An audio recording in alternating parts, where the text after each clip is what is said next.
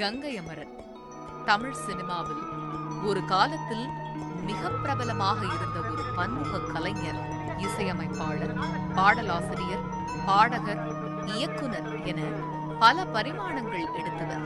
இன்று அரசியலிலும் அடியெடுத்து வைத்திருக்கிறார். அரசியலுக்கு வந்தாலும் அவரின் சினிமா அடையாளம் இன்னும் மறைந்து விடவில்லை. அதனால்தான் எங்கு சென்றாலும் அவரை பாட்டு பாடச் சொல்லி கேட்கின்றனர். அவரும் அசராமல் பாடி மகிழ்விக்கிறார் அனைவரையும்.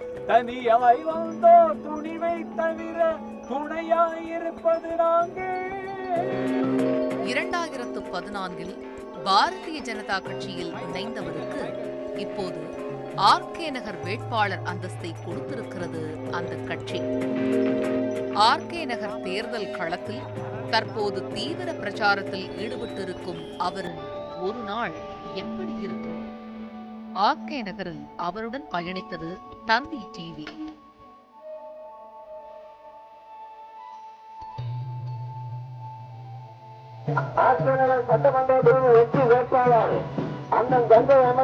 அதிகாலையிலேயே தொடங்கிவிடுகிறது அமரனின் பிரச்சாரம். வாகன போக்குவரத்தினால் ஏற்கனவே நெரிசலோடு காணப்படும் ஆர்கே நகரின் சாலைகள் அமரன் வந்ததால் இன்னும் பரபரப்படைந்தது.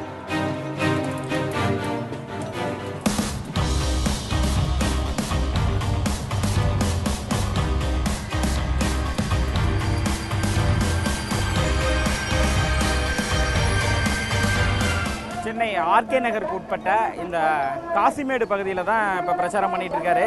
இங்கே அதிகமான மீனவ மக்கள் உள்ளாங்க. இது ஒரு மீன்பிடி துறைமுகம். பாரதிய ஜனதா கட்சியின் மாநில தலைவர் தமிழிசை சவுந்தரராஜனும் கங்கை அமரனுடன் சேர்ந்து கொள்கிறார். சில அரசியல் கட்சிகள் எப்படி மக்களின் பணத்தை கொள்ளையடிக்கிறார்கள் என்று தன்னுடைய கதையை மேற்கோள் காட்டி பேச ஆரம்பிக்கிறார் கங்கை அமரன். ஒரு கொள்ளக்கார கூட்டத்திலிருந்து நம்ம தப்பிக்கிறதுக்காக தான் வந்திருக்கோம். எல்லாம் தெரியும், நடக்கிறது எல்லாமே டிவியில் நீங்கள் பார்த்துட்டு இருக்கிறீங்க. சொத்து எக்கச்சக்கமான சொத்துக்களை வச்சு என்னோட சொத்து முதற்கொண்டு நானும் சாதாரணமாக கொஞ்சம் சம்பாதிச்சு வச்ச சொத்தை கூட எழுதி கொடுன்னு சொல்லி வாங்கக்கூடிய ஆட்கள். அப்படிப்பட்ட ஒரு பணம் பணம் பணம் பணம் பணம் அது மட்டும்தான். இப்போ கூட தேர்தலுக்கு பல பேர் பணம் கொடுத்துட்ருப்பாங்க அப்படிங்கிறதெல்லாம் கேள்விப்படுவீங்க. அவங்க நியாயத்தை சொல்லி ஓட்டு கேட்க முடியாதுன்றது நமக்கு தெரியும். அப்படிப்பட்ட ஆட்களை மாற்றி அந்த குடும்ப அரசியலிருந்து நம்மெல்லாம் வந்து வேற நாட்டு மக்களுக்கு சேவை செய்யக்கூடிய ஒரு அரசியல் ரீதியாக இருக்கக்கூடிய மோடி அவர்களுடைய நேரடி பார்வையில் வந்து செலக்ட் பண்ணிருக்காங்க. கங்கை அமரனை கண்ட மக்களுக்கு அத்தனை சந்தோஷம். இவர் பிரச்சாரத்தில் ஒரே கலகலப்பா இருக்கு. திடீர்னு வந்து பாட்டு பாடுறாங்க, அதே மாதிரி வந்து பொதுமக்களை வந்து சந்திக்கிறாங்க. அந்த குழந்தைகள் எடுத்து வந்து எப்படி இருக்கீங்க ஏ குட்டி ஓடியா ஓடியா ஓடியா ஓடியா ஓடியா ஓடியா ஓடியா ஓடியா வா வா வா வாங்க வாமா வாமா வாமா வாமா வாமா வாமா. ஒரு குடும்பத்தின் மகிழ்ச்சியை வார்த்தையால் விளக்க முடியாது. சந்தோஷத்தில் திக்குமுக்காடி போய் அவருடன் போட்டோவும் எடுத்துக் கொள்கின்றனர்.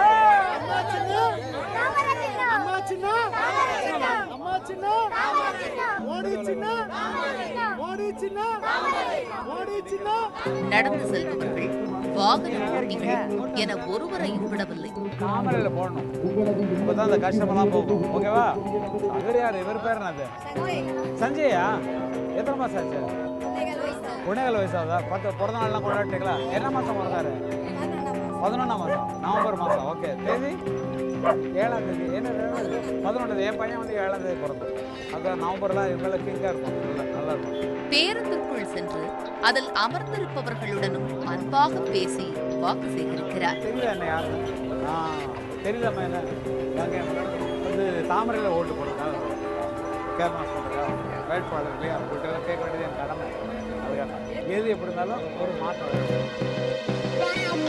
வாப்பா வா வா வா. வழியில் திடீரென தனது எதிரி கட்சி பிரமுகரை சந்திக்கிறார். உங்க வீட்டுக்கு நான் போயிட்டு வந்தேன். நானு ஒரு டிஎம்கே பேச்சாளர். Very good. மும்பைக்கு போய் ஸ்டே பண்ணியிருந்தேன், கூட்டத்துக்கு போயிருந்தேன். அப்போ நம்ம வீட்டுக்கு போயிட்டு வீட்டுக்கிட்ட போட்டோ எடுத்து போட்டோ எடுத்துட்டு வெளில பார்த்து வந்தேன். பழைய வீடு. ஓகேண்ணா, ரொம்ப சந்தோஷம், மகிழ்ச்சி, வாழ்த்துக்கள். தேங்க்யூ. அவருடன் பேசும்போதும் அந்த அன்பு மாறவே இல்லை.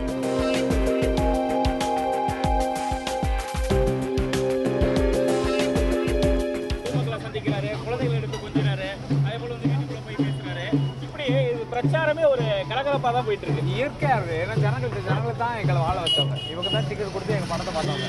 இந்த எங்கள் பாட்டை கேட்டு எங்களை உற்சாகப்படுத்துறது இந்த ஜனங்கள் தான். மறுபடியும் அவங்கள பார்க்குறது இந்த மாதிரி ஒரு தோட்டத்தில் பார்க்குறது ரொம்ப சந்தோஷம். அப்போ அவங்களோட தான் நான் வேறு ஒன்று கிடையாது. சந்தோஷம். வாங்க போகலாம் போயிட்டு. இது காலை உணவு நேரம். காலையில் 8 மணிக்கு சார் ரெகுலராக சாப்பிடுவீங்க நீங்கள்? ரெகுலராக டைம் கிடைக்குது சார்.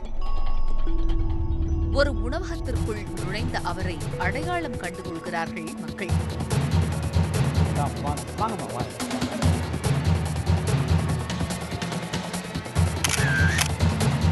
சாப்பிட உட்கார்ந்தவர் அப்படியே தனது ஆரம்ப கால வாழ்க்கை குறித்து பேச ஆரம்பிக்கிறார். எங்கள் அண்ணனோடு சேர்ந்து கச்சேரிகள் பண்ணிட்டு இருக்கும்போது கம்யூனிஸ்ட் கட்சியில் கச்சேரி பண்ணிட்டார். அது வாழ்வின் ஆதாரத்துக்கு போகிறது நாங்கள் மேலே வர்றதுக்கான இடம் இல்லைன்னு எங்களுக்கு அது தெரிஞ்சு போச்சு. நாங்கள்லாம் பாதை தேடுதார்னு ஒரு படம் எடுத்தாங்க. அப்போ அரசியல்ங்கிறது அப்பயே ஸ்டார்ட் ஆயிடுச்சு. இதில் கம்யூனிஸ்டில் அரசியல்னா எங்கள் அண்ணா அரசியல் இருந்தது. நாங்கள் அவங்களுக்கு பக்கவாத்தியமாக இருந்தோம். எதாக இருந்தாலும் அந்த இன்ஃப்ளூயன்ஸ் இருக்கும்ல. இருக்கும். மக்களை பார்க்குறதுக்கு நேரடியான சந்தர்ப்பம் அது எங்கள் அண்ணா உருவாக்கணும். ரொம்ப பெரிய விஷயம். தனது கலை பயணம் குறித்தும் அண்ணன் இளையராஜா குறித்தும் நிறையவே பேசுகிறார். பாரதி ராஜா இருந்ததுனால பாரதி ராஜா வந்து சென்னைக்கு வந்தார். சென்னைக்கு சினிமாவில் சேர்ந்ததுக்காகவே வந்தார். அப்போ எங்கள் எண்ணமும் அதே மாதிரி மாறி வருது. ரெண்டாவது இல்லையா? இப்போ சென்னைக்கு வந்தப்போ நீங்கள் நடிக்கணும்னு வந்தீங்களா, இல்லை வந்து பாட்டு பாடணும், இசை மியூசிக் மட்டும்தான்? சாப்பிட்டாகிவிட்டது. மீண்டும் பிரச்சார களம். பிரச்சாரத்தில் கங்கை அமரனுடன் மீண்டும் சேர்ந்து கொள்கிறார் தமிழிசை சவுந்தரராஜன். கலகலப்புடன் பேசுகிறார் கங்கை அமரன். அவங்களுக்கு சொல்லப்பட்ட எம்ஜிஆர் அவர்கள் எழுதிய எம்ஜிஆர் வெளியிட்டப்பட்ட பாடல்கள். திட்டம் போட்டு திருடுற கூட்டம் திருடி கொண்டே இருக்குது. இன்னைக்கு வரைக்கும் அதை பார்க்கிறோம். அதை சட்டம் போட்டு தடுக்கிற கூட்டம் தடுத்து கொண்டே இருக்குது. திருடனாய் பார்த்து திருந்தாவிட்டால் திருட்டை ஒழிக்க முடியாதுன்னு பாடுறாங்க. அவங்களுக்கு இருக்கிற படத்துல இந்நேரம் மீனவர்களுக்கு செய்ய வேண்டிய அத்தனை விஷயங்களையும் செய்திருக்கலாம். கருத்துடன் பேசுகிறார் தமிழிசை சவுந்தரராஜன். பாரதிய ஜனதா கட்சியின் வெற்றி மீனவ சகோதரர்களிடம் உறுதி செய்யப்பட்டிருக்கிறது. கங்கை அமரன் வரப்போகிறார் என தெரிந்திருந்து வைத்திருந்தவர்கள் அவரை வரவேற்க வாசலில் கோலமெல்லாம் போட்டு வைத்து காத்திருந்தார்கள். மீனவர் வசிக்கும் வேறொரு பகுதி. இங்கேயும் மீனவர்கள் பிரச்சனைகள் குறித்தும் மீன் உணவு குறித்தும் பேசுகிறார் தமிழிசை. பொருளாதாரத்தை மட்டும் காப்பாற்றல, எல்லாருடைய இதயத்தையும் காப்பாற்றுகிறீர்கள். ஏனென்றால் மீன் சாப்பிட்டால் இதயம் பலப்படும். அது வேற யார் சொன்னா நம்பலாம். நான் டாக்டர், படிச்ச டாக்டர், அதனால நீங்க நம்பலாம். பிரச்சாரத்தின் நடுநடுவே கோடை வெயிலை தணிக்க அவ்வப்போது இளநீர் குடிப்பது நிறைய புத்துணர்வு கொடுக்கிறதாம். குழந்தைகளை கண்டால் தானும் ஒரு குழந்தையாகவே மாறிவிடுகிறார் கங்கை அமரன்.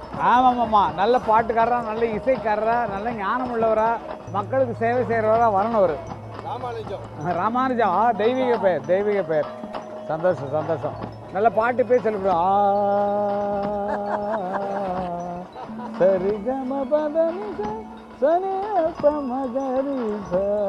ஓதேசம் ஓதேசம் ஓதேசம் நல்லா இப்போ சங்கீதத்தில் கொண்டாங்க.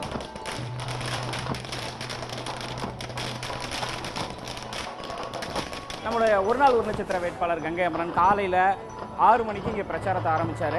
இந்த பனிமனையிலிருந்து தொடங்கி காசிமேடு, ராயபுரம் அந்த பகுதிகளில் ஆர்கே நகர் தொகுதிக்கு உட்பட்ட பகுதி அங்கே உள்ள அந்த மீன்பிடி துறைமுகம் மீனவர்கள்ட்ட போய் தெரிஞ்சிரோ போய் அவர் ஓட்டு கேட்டார். எல்லார்கிட்டையும் வந்து ஓட்டு கேட்டார். அப்பப்போ பாடியும் வாக்கு கேட்டார். இப்போ அவரோட தேர்தல் பணிமனைக்கே வந்துட்டார். இங்கே வந்து அவங்களுடைய பாரதிய ஜனதா கட்சியினுடைய தமிழ் மாநில தலைவர் டாக்டர் தமிழிசை வந்திருக்காங்க. அவங்கள்ட்ட பேசுவோம். மேடம் வணக்கம். ஒரு நாள் ஒரு நட்சத்திரம் நிகழ்ச்சிக்காக இன்னைக்கு உங்கள் வேட்பாளரோட தான் நாங்கள் பயணிச்சிட்டு இருக்கோம். உங்கள் வேட்பாளர் பற்றி ஒரு சில வார்த்தைகள் நீங்கள். ஒரு நாள் ஒரு நட்சத்திரம் இல்லைப்பா, ஒரு நாளும் அவர் தான் நட்சத்திரமாக இருப்பார். திரு கங்கை அமரனை வேட்பாளராக ஏன் பாரதிய ஜனதா தேர்வு செய்தது? ஈடுபாடு, கட்சியில் அவருக்கு இருந்த ஈடுபாடு, அவருக்கு இருக்கிற கமிட்மெண்ட்டு, அது எல்லாமே அவரை ஒரு தேர்வு செய்ய வைத்தது. அது மட்டும் இல்லை, இந்த தொகுதி இடைத்தேர்தல் தொகுதி என்ற உடனேயே ஒரு குறிப்பிடும்படியான ஒரு வேட்பாளரை நிற்க வைக்கணும். முகம் தெரியும், அறிமுகமான. மாலை வந்துவிட்டது. முதலில் வேலாயுதம் தெரு. உங்கள் இல்லங்களை நாடி இல்லங்களை தேடி இந்த பொன்னான வாக்குகளை தாமரைப்பு சின்னத்தில் தாருங்கள் என்று கங்கை அமர்ந்தவர்களுக்கு பேரன்பு மிக்க தாய்மார்களே, பெரிய சகோதர சகோதரர்களே, பெரியவர்களே, தாய்மார்களே, ஒரு முறை வாய்ப்பினை தாருங்கள் தாமரை சென்று கேட்டு இருவரும் கூப்பி உங்களை நாடி கங்கை அமர்ந்தவர்களுக்கு தாமரைப்பு சின்னத்தில் வாக்குகளை கேட்டு இதோ இது சாமி தெரு. எங்கே சென்றாலும் நல்ல வரவேற்பு. அந்த வரவேற்புக்கு அழகாக ஈடுகொடுத்து பிரச்சாரம் செய்கிறார் அமரன்.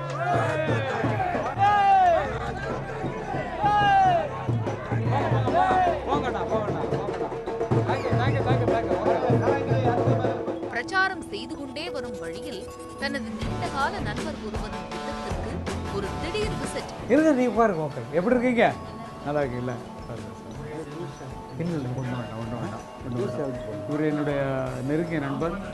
ஒரு இது ஜின்னாபான்னு சொல்லிட்டு இந்த பக்கத்தில் எல்லாருக்கும் ஒரு நல்லது செய்யக்கூடிய ஒரு அல்லாஹ்வினுடைய ஆசி பெற்ற ஒரு பெரிய ஒரு ஆள்.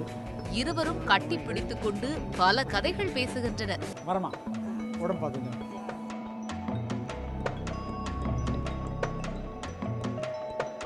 காலையில் இருந்து சுற்றிக் கொண்டே இருந்தாலும் கலைப்படையவில்லை கங்கை அமரன்.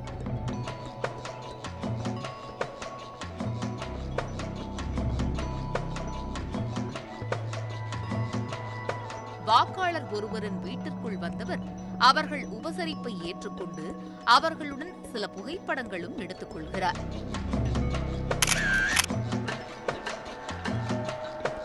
தாமரைக்கு ஓட்டு போடணும், அதுதான் வந்துருக்கேன். தாமரைக்கு நீங்க ஓட்டு போடணும் கேட்டேன்.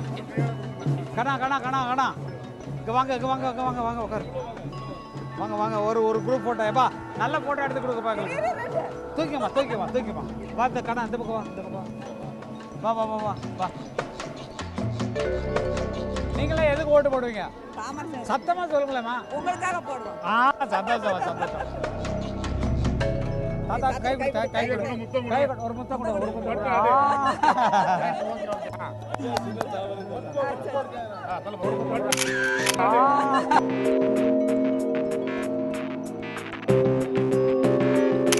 செல்ஃபி எடு, செல்ஃபி போடு. Okay, good. உட்காரு. எப்படி இருக்கிறீங்க? நல்லா இருக்கீங்களா? எப்படி தண்ணி வசதியெல்லாம் எப்படி இருக்கு? தெரியலம்மா. மாத்திரை மருந்தெல்லாம் கரெக்டாக சாப்பிட்றீங்களா? யார் இருக்கா உங்களை பார்த்துக்கிறதுக்கு? உள்ள இருக்கல்ல? ஓகே. இதாம்மா நான் இது மோடி அவங்க தாமரை சென்று நிற்கிறோம். நீங்கள் நல்லா உங்கள் ஆசீர்வாதத்தோடு நீங்கள் போட்டு ஓகேம்மா. உடம்பு பார்த்துக்க, நான் வந்து பார்த்தேன். பிள்ளைங்க எல்லாத்தையும் கேட்டேன்.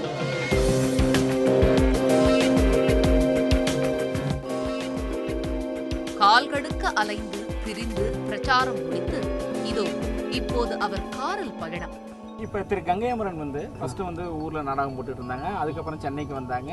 சென்னைக்கு மியூசிக் பண்ணாங்க, பாடினாங்க. பேச்சு மீண்டும் அவரின் ஆரம்பகால வாழ்க்கை குறித்து திரும்புகிறது. எப்படி வந்து இந்த அரசியல் ஆரம்பத்துல இருந்தே இருக்கு சார். இந்த மனசுல வந்து அது சாதாரண மக்களை பார்க்கும்போது அந்த வாழ்க்கையை பார்த்தே வாழ்ந்தவங்க நாங்கள். ஏன்னா எங்கள் அண்ணன் பால் வரதுல ரொம்ப தீவிரமான ஆள்.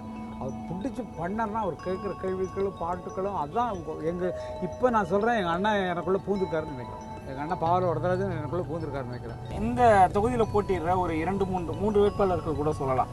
அவங்க என்னன்னா, நாங்கள் மண்ணின் மைந்தர் அப்படின்னு கேட்டு பிரதான கட்சிகளான அதிமுக, ஜெயலலிதா அம்மா, புரட்சி தலைவி அம்மா கட்சி ஒன்று, அப்புறம் அதிமுக அம்மா கட்சி, இவங்க 2 வேட்பாளர்களுமே வந்து நாங்கள் வந்து இந்த மண்ணின் மைந்தர் அப்படின்னு சொல்லிட்டு இருக்கிறாங்க. ஓகேங்களா? அதில் வந்து திரு டிடிவி தினகரன் என்ன சொல்ல, நான் இங்கேயே வந்து நான் குடியிருக்க போகிறேன் அப்படிங்கிறாரு. எல்லா இடத்துல தேமுதிக வேட்பாளரும் இந்த மண்ணின் மைந்தர் அப்படிங்கிறாரு. திமுக வேட்பாளரும் இந்த மண்ணின் மைந்தருங்கிறாரு. இப்படி இந்த மண்ணின் மைந்தர்களாக இங்கே நிற்கும் போது நீங்க வந்து அவங்க கூட போட்டிடுங்கிறது எப்படி? காடென்ன மேடென்ன நாடென்ன வீடென்ன எல்லாம் ஓர் நிலம்தான். நீங்கள் எங்கே தொட்டாலுங்கிறது கன்னியாகுமரி வரைக்கும் அது லிங்க் தான் இருக்க தவிர இந்த மண்ணில் பிறந்த இந்த மண்ணுக்குள்ளே போகிற மனுஷங்க தான் அதுக்காக ஒருத்தன் வந்து அப்போ ஜெயலலிதா அம்மாவை என்ன சொல்றீங்க? ஏன் பாலிடிக்ஸ், ஏன் பாஜக? கட்சியில் அத்தனை பிரபலங்கள் இருக்கும்போது கட்சி இவரை எப்படி வேட்பாளராக தேர்ந்தெடுத்தது என சரமாரியாக கேட்ட கேள்விகளுக்கு சட் சட் என்று பதில் வந்தது கங்கை அமரனிடமிருந்து. இந்த பையனூர் பங்களா வந்து உங்கள்ட்ட இருந்து பிடுங்கப்பட்டது அப்படின்னு சொல்லி நீங்க பேட்டியே கொடுத்திருந்தீங்க.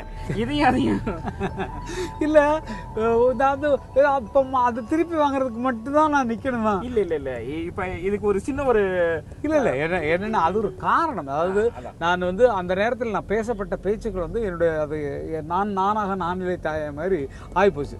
கையெழுத்து வாங்குறதை வச்சு எனக்கு மிரட்டி கையெழுத்து வாங்குறாங்கன்னு சொல்றதுக்கு சாட்சியாக தான் நான் இறங்கணுன்னா அப்போ தான் ஜனங்களுக்கு தெரிஞ்சது எல்லாமே. அந்த கேஸ் முடியக்கூடிய சமயத்தில் முன்னாலே அது அப்போ நடந்த காலங்கள்லாம் அவங்களுக்கு தெரியும். அது பேசாமல் இருந்தோம், சொல்ல வேண்டிய காலத்தில் சொன்ன போது அது வந்து பெருசாக எல்லா ஜனங்களுக்கும் தெரிஞ்சது. நிஜமாவே அதுக்காக வந்து நான் நின்று எனக்கு அப்படிங்கிறது இல்லை.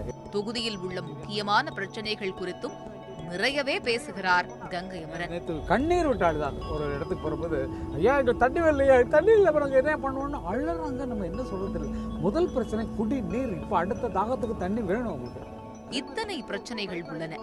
சரி, அதற்கெல்லாம் இவரிடம் என்ன தீர்வு இருக்கிறது என கேட்டால், அனுபவம் மிக்க அரசியல்வாதி போல் அடுக்கிக் கொண்டே போகிறார் இந்த ஆர்கே நகர் வேட்பாளர். குடிநீர்லேருந்து, சாக்கடை நீர் கலக்கலிருந்து, மீனவர் பிரச்சனையிலிருந்து, போக்குவரத்து பிரச்சனையிலிருந்து, பேங்க் இல்லாத பிரச்சனையிலிருந்து, ரேஷன் கடைகள் இல்லாத சூழ்நிலைகள் ரொம்ப தூரம் நடக்கணும் அப்படிங்கிறதுலாம் பல பிரச்சனைகள் எங்களுக்கு சொல்லியிருக்காங்க.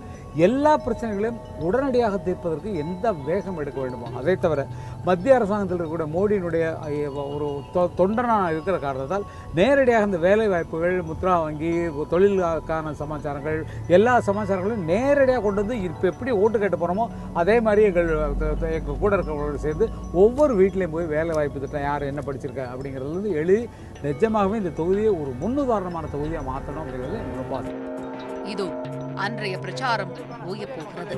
ஆனால் ஓய்ந்து போய்விடவில்லை பண்ணைபுரத்துக்காரர். அடுத்த நாள் பிரச்சாரம் குறித்து இதோ இப்போதே நடக்கிறது தொண்டர்களுடன் நீண்ட ஆலோசனை. பாரதிய ஜனதா வேட்பாளர் திரு கங்கை அமரன் காலையில் ஒரு 6:30 மணிக்கு தன்னோட பிரச்சாரத்தை தொடங்கினாரு. இப்போ கரெக்டாக மணி 9:45, 10 மணிக்குள்ள பிரச்சாரம் முடிக்கணுங்கிறதுக்காக 9:45 இப்போ பிரச்சாரத்தை முடிச்சிட்டாரு. இப்போ இன்னைய பிரச்சாரம் எப்படி சார் இருந்தது? நீங்கள் தான் பார்த்துட்டே வந்துருந்தீங்களே, மக்கள் எவ்வளோ ஆர்வமாக இருந்தாங்க, எப்படி பார்க்குறதுக்கு சந்தோஷமாக இருந்தது. அவங்க பிரச்சனையை அவங்க புரிஞ்சுட்டாங்க. தட் இஸ் வந்து என்னென்ன எப்படி ஏமாந்து போயிருக்கோம் அப்படிங்கிறத அவங்க தெரிஞ்சுட்டு இருக்காங்க. எனக்கு தோழர்கள்லாம் அப்படின்னா இவங்களை உழைப்பை பார்த்து தான் எனக்கு ரொம்ப நான் பேசாமல் வந்துட்டு இருக்கேன். அவங்க கால்நடையாக இவ்வளோ தூரம் வந்தது காலையிலேருந்து எனக்கு வந்து ரொம்ப சந்தோஷமாக, அவ்வளோ அருமையாக உழைக்கக்கூடியவர்கள் வந்திருக்காங்க. எனக்கு அது பெரிய பக்கவலம். அதே மாதிரி ஜனங்கள் எல்லா விஷயங்களும் அவங்களுக்கு சொல்லப்பட்ட எல்லா விஷயங்களும் விளங்கி சொல்லும்போது அவங்களுக்கு சந்தோஷமாக இருக்குது. மறுபடியும் பர்சனலாக பேசும்போது நீங்கள் கேட்டிருக்கீங்க, எல்லாருமே மிகுந்த மாற்றத்தை வேணுங்கிற ஆர்வத்தோடு அவங்க இருக்காங்க. நிச்சயமாக ஜெயிப்பது சந்தோஷமாக.